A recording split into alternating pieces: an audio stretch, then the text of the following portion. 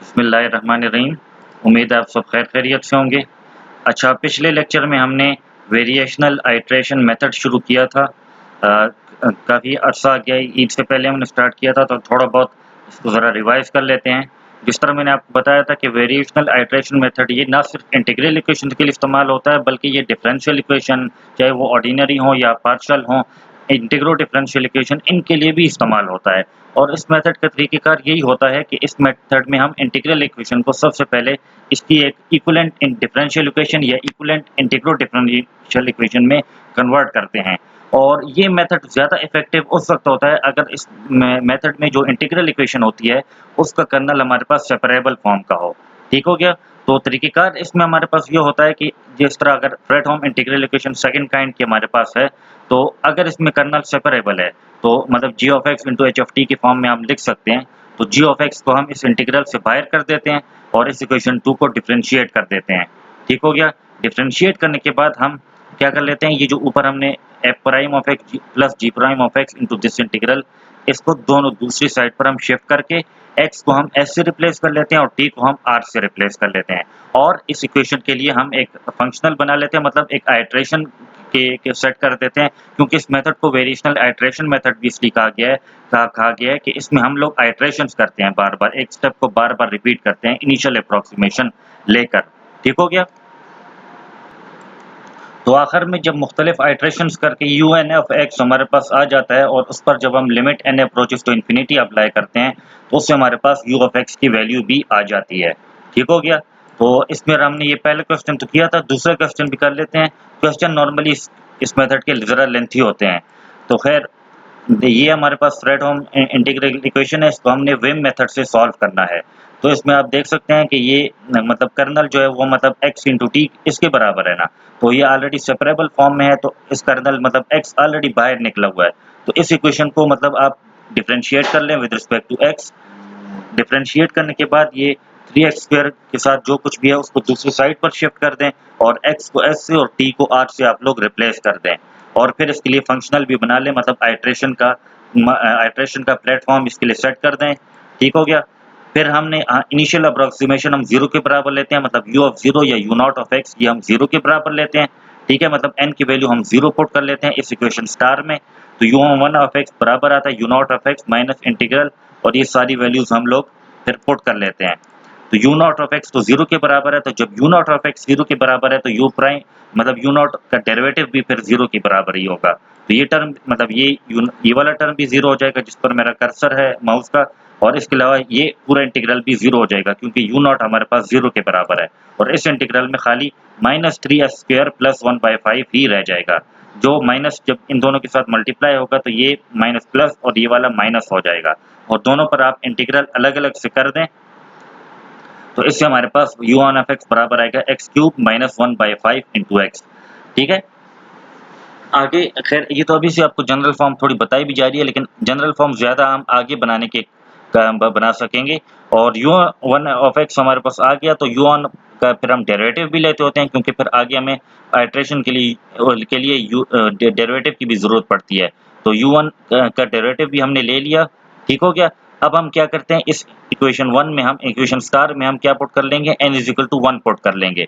जब n is equal to 1 put कर लेंगे, u2 ऑफ x बराबर आएगा u1 of x minus this integral. तो u1 प्राइम ऑफ s इसकी वैल्यू हम लोग यहाँ पर पुट कर लेंगे और u1 की वैल्यू हम इधर पुट कर लेंगे। ठीक हो गया? और यहाँ पर चूंकि r भी है, आप देख सकते हैं यहाँ पर प्रोडक्ट में r इन्वॉल्व है। r इन्वॉल्व है तो हम क्या कर लेंगे, r को इस u1 ऑफ r से मल्टीप्लाई करेंगे। तो u1 प्राइम बराबर है 3s² माइनस 1/5, और यहाँ पर ऑलरेडी पहले से ही माइनस 3s² प्लस 1/5 मौजूद है, तो ये दोनों तो आपस में कैंसिल हो जाएंगे। रह क्या जाएगा, खाली ये इंटीग्रल रह जाएगा।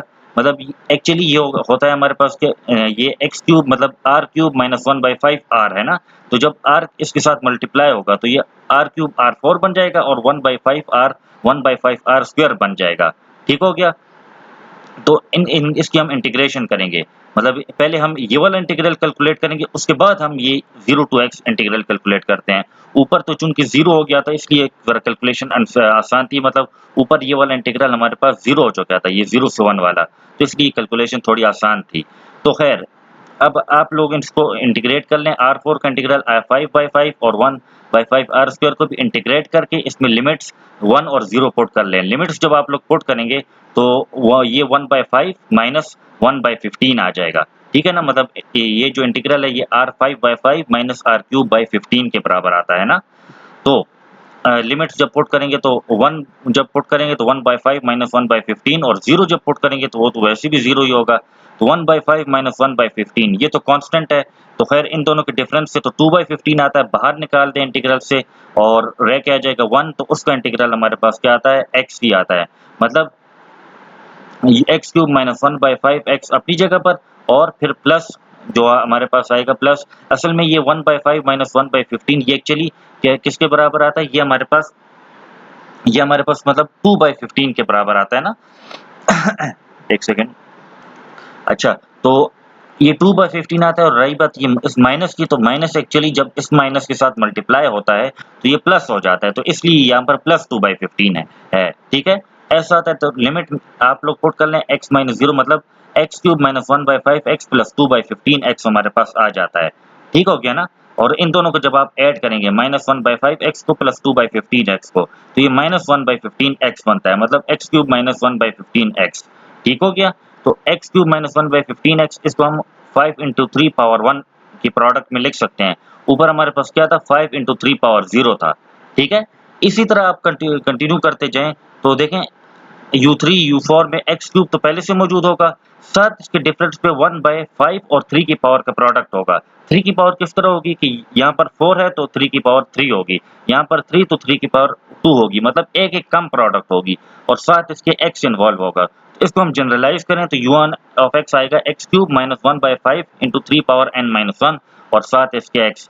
फिर हम u ऑफ x मालूम करने के लिए un ऑफ x हमारे पास आ गया, तो u ऑफ x मालूम करने के लिए u1 ऑफ x पर हम limit n approaches to infinity apply कर लेते हैं, क्योंकि u1 ऑफ x तो हमें मिल गया, ठीक हो गया। तो x³ पर तो लिमिट अप्लाई नहीं होगा, खाली इस 3 पावर n माइनस 1 पर भी ही लिमिट अप्लाई होगा। तो एक्चुअली ये 1/इंफिनिटी इंटू x जब लिमिट अप्लाई होगा तो 1/इंफिनिटी इंटू x बन जाएगा। 1/इंफिनिटी तो हमारे पास 0 होता है, तो 0 इंटू x जैसे 0 मतलब u ऑफ x हमारे पास x³ के बराबर आ जाएगा।